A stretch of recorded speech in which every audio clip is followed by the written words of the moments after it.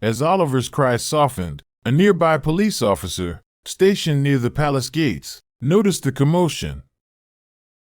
His sharp eyes followed the boy's trembling form, the way he clung to the soldier's coat. Understanding dawned in an instant. The officer stepped forward, kneeling beside Oliver. "Hey there, buddy," he said gently. "Are you lost?" Oliver sniffled, nodding, still holding onto the guard's coat. The officer exchanged a look with the motionless soldier. A silent understanding passed between them. The police officer gently pried Oliver's fingers from the guard's coat, offering him a reassuring smile. "Let's find your parents, okay?" he said. The boy hesitated, his gaze flickering back to the soldier. Even at his young age, he seemed to understand. The guard wasn't just a statue. He had stood still, as expected, but in the smallest ways, he had been there for him.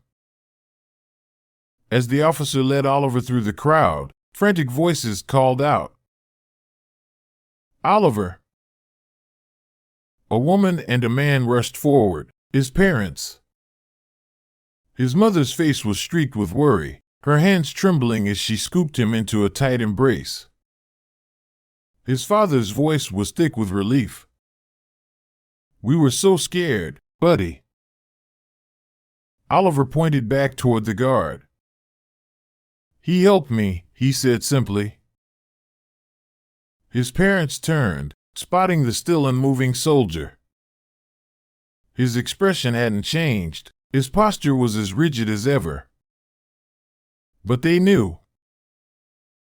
The mother wiped her eyes, nodding in gratitude. She didn't need a reaction. She understood the unspoken message.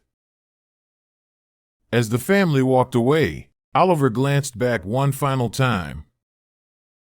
The royal guard stood firm, his duty unbroken. But in Oliver's heart, he would always remember the warmth he felt in that moment. A young boy, frightened and alone, had reached out for help. And even in unwavering silence, help had been given.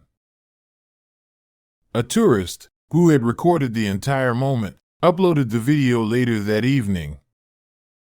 Within hours, it went viral. Millions watched as a royal guard, trained never to move, had shown kindness without breaking the rules.